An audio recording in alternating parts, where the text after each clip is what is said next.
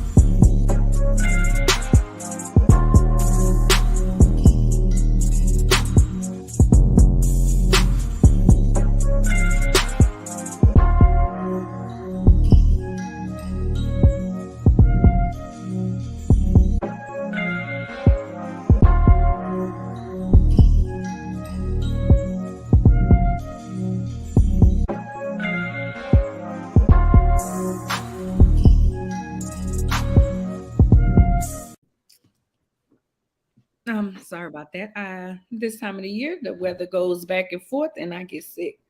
So, welcome. Last week I was out. Um, I had a play this weekend, so that's why I was out. I think I said that. Anyway, we'll talk about that. How was your weekend, Fancy? I mean, it was good. It was the normal preparing for finals weekend. So I guess really the weekend was good, but today has possibly felt more like the weekend than anything because I wrapped up my finals and I'm very excited about that. And yeah, that's really all. I just really worked on my final project because I got stuck at one point. So that was all. Okay, Well, how welcome. was yours? Well, how was the play? The play was good. I actually had the movie premiere was Saturday, Love and Drugs 3. I haven't been feeling like myself. I haven't been feeling good. I hadn't been feeling well mentally, emotionally, physically. Um and I'm just now starting to feel better. I actually went into almost a depressed state. Um wasn't going nowhere, just wanted to be home. Um a lot of people didn't know because you put on and you get yourself together to do the things that you need to get done. With that said, this weekend, it felt good to get glammed up. I put on one of my favorite dresses. This black dress I bought. Was it last year? I think it was last year. Yeah, it was last year because I was in the hotel when I bought it. Um, a dad with my favorite red boots and had my red the candy lady lipstick on. I got so many compliments on that. My red earrings from Sonita's designs. I felt beautiful. I hadn't been feeling beautiful. I hadn't been feeling I had been feeling blah, but I had been moving through because life don't stop just because you're not feeling well and you're not where you want to be, physically, mentally, emotionally, or whatever. So it just felt so good to go out and, just walk in and smile, actually smile and really feel it within. Got to see one of my girlfriends there who I hadn't seen in forever. So her and I sat down and talked, see myself on the big screen again. That's always a treat. Shiny face and all. For some reason, my face just looks so shiny in the in one of the scenes that I'm in. The play was really good. I really enjoyed it. Um, we had a good time. A lot of people would say they enjoyed it. It was really the play was about for me. it was really people. I feel like it was different stories, but it was things you can learn from, and it was relatable, and it was just so good. A lot of people said that they had a lot of learning, teachable moments in it. So I liked it. It was a long way to get here, but we did it. So yeah, that was my weekend. I had a good weekend. It felt good to just be out and feeling good. That sounds nice. How many times did y'all perform the play? Just one time. Oh, okay. She's gonna workshop it, so it might be done again with different actors. Um, Oh, that's what she said is workshop. This was the first draft that she did of it, and she knows what she wants to add and what she doesn't want to add and different things. So she's gonna rework it, the writer, and possibly put it, sell it to somebody. They do it, just different things. That's how you go to different cities and they have the same play. Something yeah. like that. So Um, hey, lady Tiffany Nicole. She hey, said, "Hey, lady. ladies." Hey. So yeah, I enjoyed it. And now have to go all the way across town every day. So that's even better. Well, something to say you have under your belt now. Yeah. So are you ready for this card my attention, or did you have anything else to share? No, we can go ahead on. All right, so this caught our attention. Not last week, Saturday, Deion Sanders announced that he will be leaving JSU for Colorado football team. Everybody had an opinion. Everybody had something to say. Fancy, what was your initial thought? Did you have a thought? You probably was busy with your. Well, no, I'm not gonna lie, I was disappointed. um, I was disappointed and I really felt let down because it seems like he was doing something really great for the HBCUs. Like he was shining light on them. He was getting them more attention. It seems like the students were getting more opportunities and so on. And then just to switch up, I mean, like I started reading other people's, perspectives of it. And a lot of people kind of opened my eyes to other things. For one, the opportunities that he was being presented with himself were by far, I mean, like hell, I would have taken a job at that point once I saw that, I think.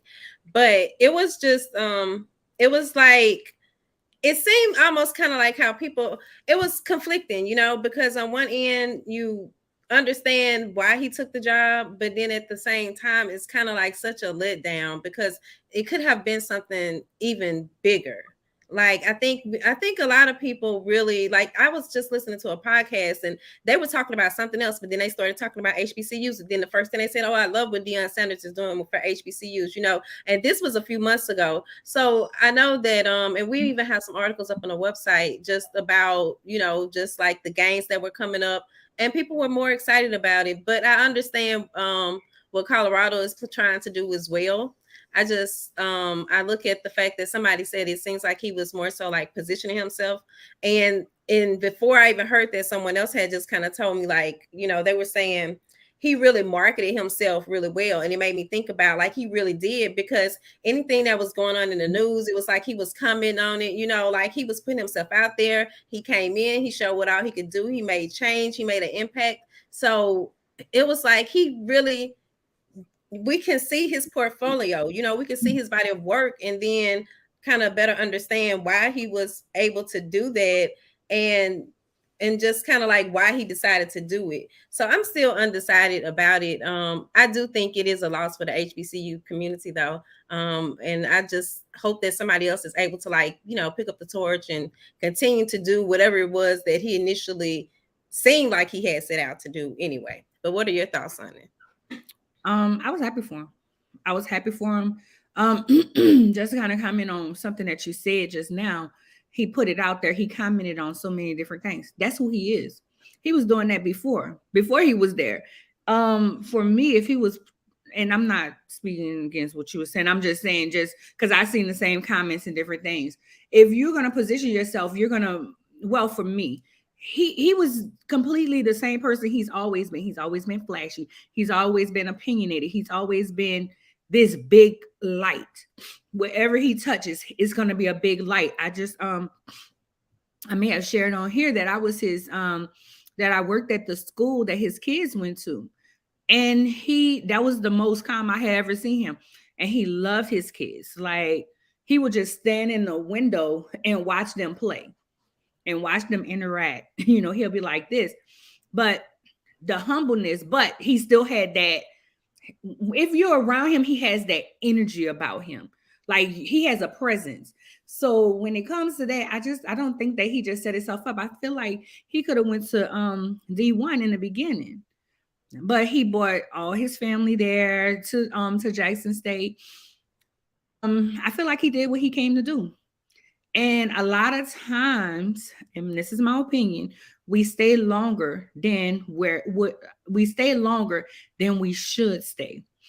So God has told us to go do certain things, and then we're like, oh, but I'm gonna stay, I'm gonna stay here. And God is moving us to another opportunity.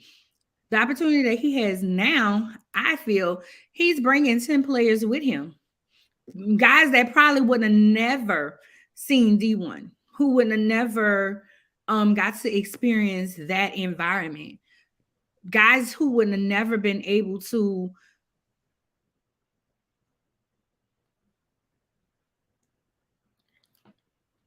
Okay, looks like we lost Anya, but I do want to acknowledge Lady Tiffany Nicole's comment. She said the only thing that bothered me about it was how he marketed himself as swag, but he gave a lot to JSU and sold a lot. And spiritually, that's what we are supposed to do. We sow and give and make a difference. And when a season is up, God elevates.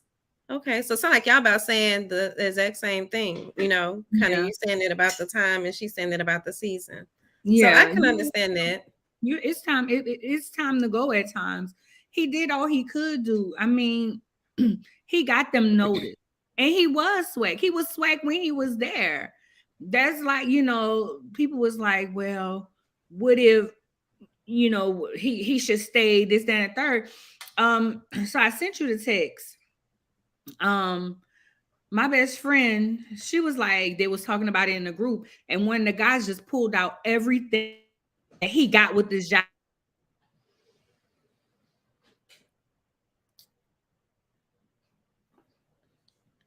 I don't know if we're Okay, losing. Are you I'm still here? here. Okay. Yeah. He they let him hand out 85 scholarships versus 55. 30 million budget, 30 million budget versus 1 million budget. Private plane to use for recruitment versus commercial, which he was using commercial. He leveraged relationships that he had to get the guys what they needed at Jackson State, because he used his relationship with Michael Strahan. He used his relationship with American Airlines. He gave them the blueprint. That's how I feel. He 3 vehicles to use for employee expenses, so he don't have to use his own. He employer's expense, 700 thousand to relocate, free tuition for his children immediately and grandchildren if he stayed more than 4 years for undergrad and grad school. So he made a decision that was going to help more than just him. It was going to help his family as well. He changed the face of swag. Now it's time for them to pick up these companies that was willing to throw money at him. Now it's time for us to ask them, okay, so Dion has to be here for you to do these things. He gave them the blueprint. And I would not be surprised, and I told this to one of my friends, I would not be surprised if Dion doesn't send money back to Jackson State. I Well, wouldn't be surprised. I don't know because I see you know him. I know you're a Cowboys fan, so like a different side of him. I guess you say because for me, I just know I didn't really start paying him much attention until he was at Jackson State. Now I knew of him as a kid because I always thought he was a handsome man, but other than that, I just never really paid him that much attention. I know he was So if thinking. um so yeah, but I see Lady Tiffany Nicole says swag is forever. changed football wise. All of the colleges benefited from the ticket sales and national exposure, and that's true too. So that is a good thing. Right. I mean, that's what he brought to the table. He's even helping them assist to find a new coach. He helped with the recruiting process, all of that. He walked in, and here's the thing: this man gave half his salary. He helped rebuild up and get these boys locker rooms and different, facilities that they can actually use. Because what they had was not. Yeah, he left, but you can't always stay. People leave for $2 more. I seen somebody post the other day. They was like, "You leave for $2 more of, on your salary. You leave a job." And I mean, but you mad that he left because of this, that, and the third. I think it's more of he even said it. So I listened to the speech he gave to Jackson State. I listened to the speech he gave to Colorado, and I heard some of what he told the media, and he was like, people make it seem like he's leaving the culture. He can't leave who he is. He's black. He can't leave being black. And I was like, this is true. You can't, he's not leaving the culture. He's opening the door for more black D1 coaches. More black coaches. And he said that in when he was talking to, I think, Jackson State. He was like, it's unheard of, really, to have I don't know if their coach was black before, but he was like, to have one black coach replace another one, in a D1, on a D1 level. So he's opening doors there. He's opening up doors for more visibility. I will believe that there's going to be more black athletes that really should be on a D1 level that's being looked over, that's going to come out of this. I just see it being a very great thing. But like he said, he has to listen to God. And sometimes, like I told somebody the other day, the conversation with God that God has with you, that's not a press conference. It's not a phone conference. It's to you. And you have to move on what God tells you to move on. So, well, Lady Tiffany Nicole said, when the water was bad, he could have left. He suffered with them. Black people sell grandma's house before the dirt dry on the grave. Yeah. That's true. That is so true. People will leave. People will sell grandma's houses for $5.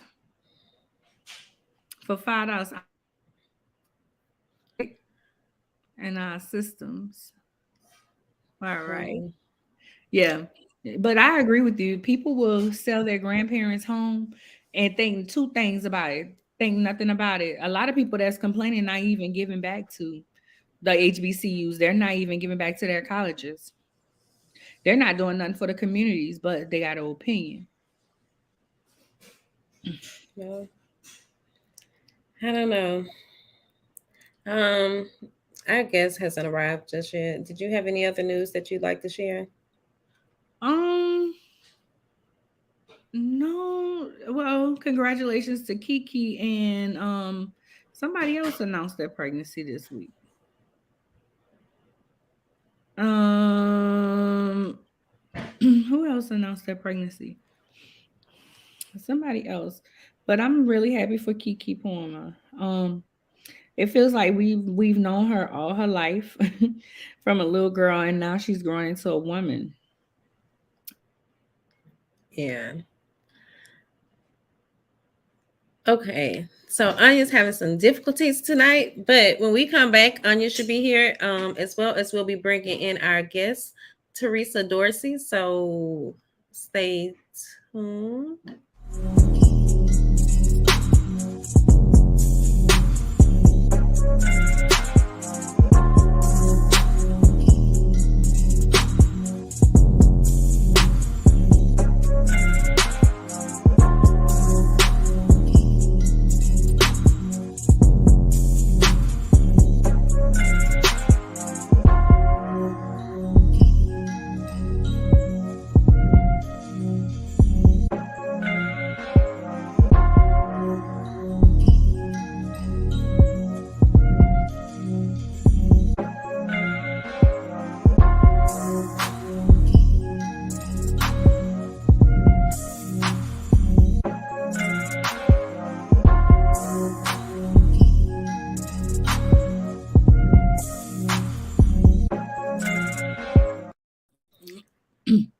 All All right. right. Hello. I don't know what's going on with the thing, but we're gonna go forward.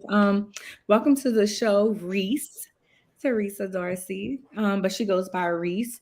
That's her author name. I like that. Welcome to Theories and Thoughts podcast. Tell our audience a little bit about yourself. Thank y'all for having me. Well, my name is Reese, aka Reese the Storyteller. I'm an author, a poet, and I just generally love stories. In general, I just like telling stories and being able to share my stories with people. Okay, okay. And how So long have you been sharing stories? Woo, child, as long as I've been writing. 3 years old and counting. And it's funny. It's funny you brought that up because when I was little, my mom used to always tell me, or really, she used to tell everybody, Teresa's always got a story. So around the kitchen table when we were growing up, the end of the day, everybody's sitting down having dinner, and she would just go around the table and ask myself and my brothers, "Hey, how was your day?" And I always had some story to tell her.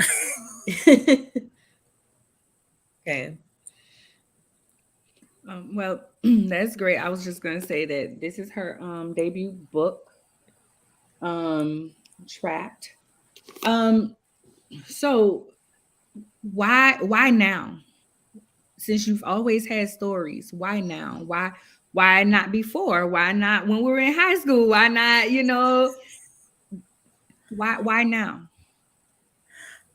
Honestly, I think it just took a moment for me to really wrap my mind around the fact that, hey, look, I don't have to care about anybody's opinions about what I write.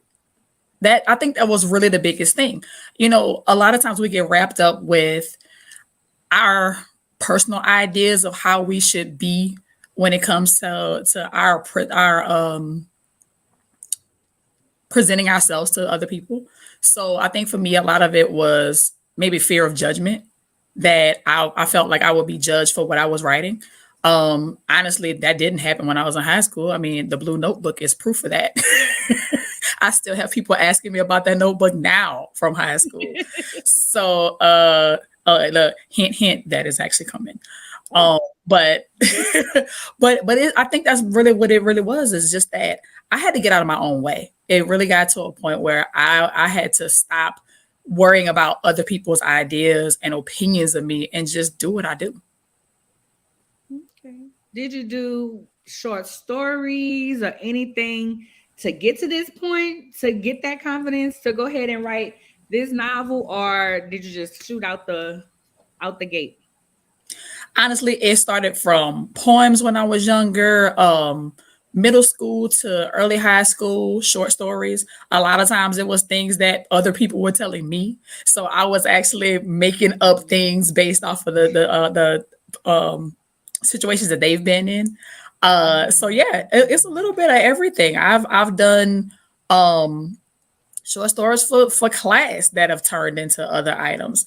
So yeah, and then the dreaded Blue Notebook. I actually got dared by a friend of mine to write a book. She's like, "Look, you've been writing short stories all this time. Why not go ahead and write a book?" So freshman year, I started writing my first novel, and I finished it within the following year. Okay, I saw mention of the Blue Notebook in your bio, but I'm kind of thinking maybe I didn't totally understand. So this wasn't like it just can you explain can you I know you just kind of hinted about it, but can you explain what the Blue Mhm. Notebook is? Okay. Yes. So the Blue Notebook actually ended up being, it was initially started as a joke project, a dare from a friend of mine. And I ended up writing a full novel, my very first novel at 16 years old. So the funny thing about the Blue Notebook is that it actually started traveling around the school while I was still in the process of writing it. So I'm having people walk up to me, tap me on the shoulder. Hey, are you the one that wrote the story in the Blue Notebook? Where are the rest of the pages? And I'm going, first of all, who are you? I've never met you before. How did you get my notebook? So, I mean, it was crazy how, I mean, it took off. It was insane how quickly it took off. I mean, everybody was reading it. The people in my grade were reading it at that time. So this was probably mid sophomore year. It was crazy. It was probably mid sophomore year, hanging out, just throwing ideas at the wall, and people were eating it up. So that just let me know I had something. I probably wasn't quite sure exactly what it was at that point, but I had something going. Wow. That's really interesting, and just especially at that young age. And I was about to be asking, why didn't you just move forward at that time? But like you just said, you weren't exactly certain what it was, and then you also mentioned you were were you still even at that time kind of? But it sounded like all the feedback was good, but you still kind of felt that uncertainty. Okay, just curious. I mean, it was positive feedback, but then again, I mean, what I was writing, I don't think my mama would have been happy about. Oh. Okay. So They're like, so did your mom know you write? I'm like, she knows I write. She's read papers I've written for class, and that's probably about it. how did you come up with the characters and the plot? How did you come up with Trapped? The name, everything. And I particularly love one of the characters' names. I felt honored. Thank you. But how did you say, I'm gonna name it is this and this? Well, the title was a work in progress. I initially had it, the whole story, honestly, started off as a short story. I was initially going, you know what? I want to do a short story where these four friends are hanging out, playing a drinking game, and all of a sudden their secrets just start spilling out here and there. Because I mean, you start playing games, at some point you stop forgetting about the rules and you just kind of blab stuff out. Yeah. So that's where it started. And as I started putting the storyline together, I realized this is getting a little bit deeper than I'm expecting it to. I think this is going to be something bigger than this. So it ended up stretching. It stretched me writing this. So it ended up being something way bigger than I expected it to be. I was joking about the character. Now, one of the characters' names is Anya. And the funny thing was, I was on Facebook one day and I'm like, I need 4 female characters, quick. And she was one of the first people to jump in. And when Anya, I said, okay, I'm putting your name in the book. Oh, I did. I didn't even know. I didn't even remember that. I did not. I just was like, when I seen it, I was like, oh, my name, and it spelled like my name. Like I was so hyped. Let me tell you, I was so hyped. I was telling everybody, look, my name is in the book. And I made sure I put the pronunciation on the back so people will pronounce it right. I seen it. I was like, she did me right. I got you, sis. So that's how you develop. That was good. I'm just come out. You had something fancy. I'm sorry. No. Oh, okay. Let me get back to my train of thought. So because I really got giddy. Like I was like, oh, my name. Oh, what have you? Y'all know that's just me. So so you started working on it. You started, because I know you kept saying it. You kept posting on Facebook this part, and I got really excited about it, honestly, because, to see you working in your gift. Mm-hmm. See you working in your gift. What made you keep giving updates if you weren't really sure? I think it was helping motivate me to continue, because I mean, this was a long process. I mean, just from the initial start, I want to say I started this idea in 2018. And at some point I just got so burnt out from trying to force it. I'm like, you know what? I got to stop. So I started working on other projects, writing short stories in between time, and writing my poetry like I always do. And it really did help me get back into the seat. And of course, late night writing is insane. Characters will literally wake you up. Writers will tell you this on a regular basis. I got a couple of writer friends that I'm real cool with, and we joke about this all the time. I'm like, the characters will wake you up in the middle of the night. They will literally tap you on the shoulder and say, hey, I got something to say real quick. And it's 2-3 o'clock in the morning, and that idea is on your brain, like dead out of a sleep, out of a complete sleep. And I got to write it. I have to write it down, because if I don't, I'm going to forget it, or it's going to nag me for the next couple of hours. But yeah, it's a crazy process. It really is. But I would tell anybody that's going through it, keep going, keep pushing, because when you come out at the end, man, it's amazing. It's amazing to see the end result. Um, Oh, I was so, trying. oh, I'm sorry. What were you about to say? Go ahead. So, I'm curious to know where does the trap come from? Like, is that the name of the game that they're playing? Okay. No, No. actually, Oh, they're it's not. playing Never Have I Ever initially. Oh. That's where it kicks off. The trap part, the crazy thing was there's actually a scene, I don't want to give too much away, but there's a scene in the book where the characters physically get stuck somewhere. And Oh. my initial thought was, okay, they're physically stuck in a particular place, but there's points within their life throughout the story where they get stuck in situations and they have to figure a way out of it. So are you getting trapped in a relationship? Are you getting trapped in family drama? I mean, there's so many different places where you can use that term. Hmm. So I felt like I'm like, it just kind of encompasses everything for each one of those characters. They're trying to figure out life, but at the same time, they do find places where they get stuck and they're not exactly sure how to get out of it. My main thing is I wanted those characters to be believable. I wanted you to be able to go, you know what? I got a homegirl just like her. I know it. She is just like her. And but the crazy thing is, these characters really aren't based off of anybody in particular that I know. That's what I was gonna ask. Well, look, I see Sharona said, and like real life, Anya is stressful. Laugh out loud. She said that earlier when y'all were talking about this, about the name. But I'm curious, do you feel like you have now completed these characters' stories? Are you done with Oh them? no. Oh Okay. no, there is a part two coming. I am in the midst of writing right now because there are some serious cliffhangers, and I have gotten some very interesting commentary on the on the ending of the book. They're like, "Wait a minute, you can't leave me hanging like this." I got you. I got y'all. I promise, it's coming. I've read some of it. I haven't finished it because it's a struggle to read. But I did use it for my voiceover class, and I was like, oh, I might just practice your book to do my voiceover, my audiobook. I don't know if you know I was in class for that. So I was like, I'm gonna tell her I'm gonna do it and then see how it comes out. And if it's really good, I'm gonna send it to you and you can use it. But Okay. I actually used it and I marked I had to mark some pieces. I was like, I'm messing up my darn book. I'm about to buy another one. But yeah, because I really enjoyed, what I read and different things. I didn't start in the beginning, it was in the middle because I had to find, I found Anya in the book. Exactly. And her thing. So I wanted to say something. My mind tonight is just so crazy right now.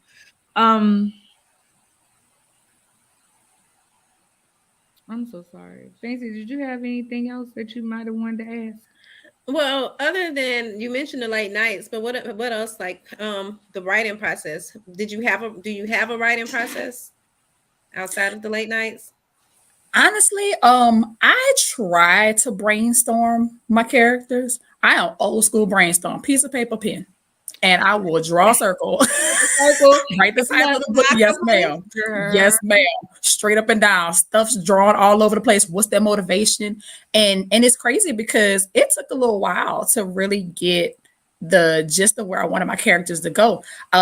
Stephanie, I probably had her pinned down the fastest out of everybody because I kind of knew where I wanted to go with her. And then it was okay, so now I know who she is.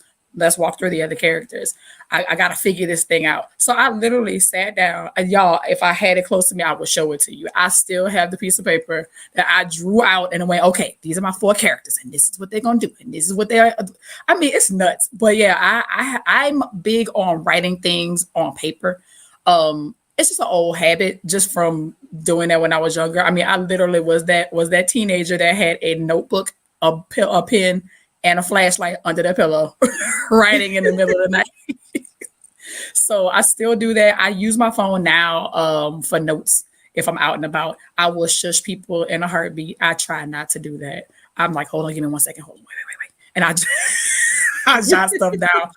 Receipts. I mean, old envelopes. The stuff is everywhere, but I can always come back to it and go, okay, I needed this for this particular piece. So yeah, it's crazy. There's a method to my madness.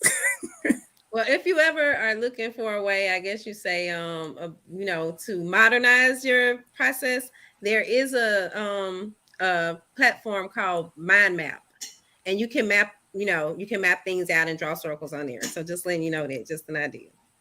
Well, and I have a digital pen, so that makes it even easier. Oh yeah. So what are your inspirations? Ooh, author inspiration. Tara McMillan for sure. Ebony Snow, which is kind of interesting because for a kid that grew up with horror novels initially, and I switched to romance, that's so strange. I'm telling y'all, I was into Stephen King in middle school. That was me. And Dean R. Koontz, like that was me. So just when you said horror, I was like, okay, sound like you're speaking my language. But I switched to self-help. So I'm all self-help now and business books. But horror used to be my thing. Like I love me some Stephen King. And he was one of my favorite writers. Yeah. But you know what it is with him? He really gets your mind going. He has you enraptured in what's going on to the point where you're reading and somebody could scare the crap out of you by literally walking up and touching you on your shoulder because you're so wrapped into the book that you're not even paying attention to your surroundings. I love that about him. And then with I think with Ebony Snow and Tara McMillan, their character development is so good to me. I like the fact that you can actually get into the mind of the characters, which is one of the reasons why I wrote my book the way I did. I do have some third-party scenes because I want you to be able to see the full picture of everybody, but every character gets to tell their own story. And I really love that because you get a chance to hear from their perspective how they feel about the situations that are going on. Yeah, I like that. I wasn't horror. I don't like horror. So I like Nikki Giovanni. Like I used to look at her. So I can't relate with y'all with the horror, but Tara McMillan and Nikki Giovanni. Even now, I think my collection is more of self-help, business. But then I toggle to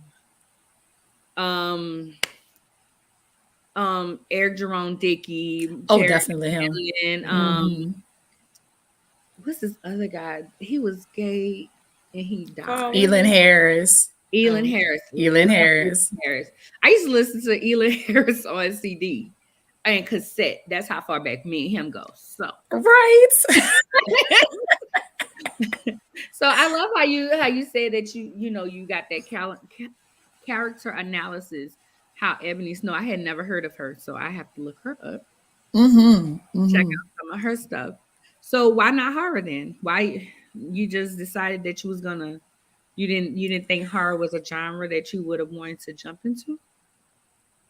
Not really. I mean, I think I could probably go there. I got a dark side. I think I could probably play with, but I think for me, love was more of my niche. It's so funny. I actually have a couple of male author friends, and we were talking about love scenes, and they're like, "Man, that's not my thing. I don't know how to write that. If I do write one, I need you to help because I don't know how to get this." I'm like, dialogue is something important. You can't just throw a scene out there. You have to explain what's going on. I said, so for me, I think the short stories was what kicked it off because some of those short stories were dreams from other people or situations that they wanted to be in. And I'm like, well, if I could make this sound like this, and I don't even know what I'm talking about yet, I bet you I can make it sound better once I get the experiences. Yeah. Well, I see Sharona said King is a psychological thriller. It's a headspace. Awesome. His son is good too. What's his son name, Sharona? I know, because I didn't know his son was a writer. Yeah, I didn't even know he had a son. All that black she were. Sharona gets something. That's my girl, though. It's all right. I mean, she all right. Is there anything that we did not touch on yet that you want to make sure that you told our audience about? Upcoming stuff. I have a Yeah. virtual book fair this weekend with SORMAG. That's SORMAG. That's going to be on Facebook. And I also have a book fair in January on January 28th. That's going to be with Black Ink. So I will be in the city on January 28th. So if you haven't gotten a chance to get your book signed yet, come on out. I need to It'll go. be from 11 to 3. I got it on my website as well. So you can check it out. How did you come up And with look, and get the book. The art. Oh, y'all. When I tell you this was hard, because of course, like I said, I'm like, okay, I'm looking at one particular thing about the book, and I'm going, okay, well, they get trapped somewhere. So let me put that on the cover. And I'm like, no, because that's not really what I really want to push.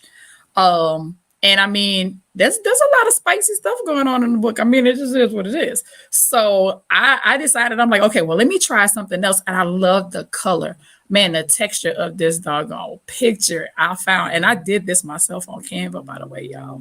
really? Really? Yes. It yes, looks I did good. that. It looks I'm like, really good. I'm like, it Yeah. came out really nice. But yeah, when I found the picture, I laughed because everybody keeps asking me, is that you on the book? I'm like, no. I promise it's not me. I'm like, if you see the little black couple is in the corner, right there on the edge of the book, it's not me. Oh, girl, I'm looking for a cup. I'm looking for something on the back on the. Look, right on the spine. Like you can see him on the spine. I laugh because I mean, and I tell you, I get that all the time. Oh. It's you. It's you. I know it's you. And I'm like, no, it's not. It's Oh not. wow. Okay, now I see, and it is a man behind her.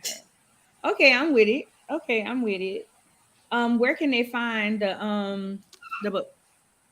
Trap can be purchased on Amazon and Barnes and Noble. Barnes and Noble has the hardcovers, the paperbacks, as well as digital, and Amazon has paperback and digital. I'm actually updating my website too, so I'll be doing some sales from the website in January. So if you want to get yourself a signed copy prior to the book fair at the end of the month, you're welcome to do so. Updated site is going to go live on the 1st. We just gonna have to meet somewhere. I thought you lived in the city, but we're gonna have to meet somewhere so I can get mine. Well, you know, I'm in BR. I'm not that far away. Frank is in BR. Yeah, I am. Yes. See, I didn't look know right that. up the road. Right up the road. Right up the road. And just to let y'all know, Sharona said his Stephen King's son name is Owen King. So now we Oh, know. cool. So now they all going to find her. All right. Thank you so much, Reese. Our website is reesewritesbooks.com. ReeseWritesBooks.com is her website. You can find her on Instagram. Reese the Storyteller. Did I say her? I am Reese. I am Reese's storyteller, yeah. IamReeseStoryteller. Thank you so much for joining us tonight. I got thrown off for the system issues. I am so sorry, but I'm glad That's we all had a right. great interview. Thank you for joining us, and we're gonna talk to you later. Thank y'all, ladies. I appreciate it. Bye. All right. All righty. Well, you know me. You can find me. You can go to my website. You know what I realized? I didn't put the place information and the movie premiere stuff on my website. It's just been these months. Anyway, my website is Lady CEO, LADICEO.com. I can be reached at Lady CEO on any platform, spelled with the I. Excuse me, my website is ARNYA at LadyCEO.com. All right. And everything pertaining to Swagger Magazine can be found at Swagger Magazine. We are swaggeredonline.com. And then you all can find me. Everything is Fancy Swagger. That's FANCYSWAGHER. And yeah, that's everything. So that's it, right, Anya? All right. Well, peace and blessings, y'all.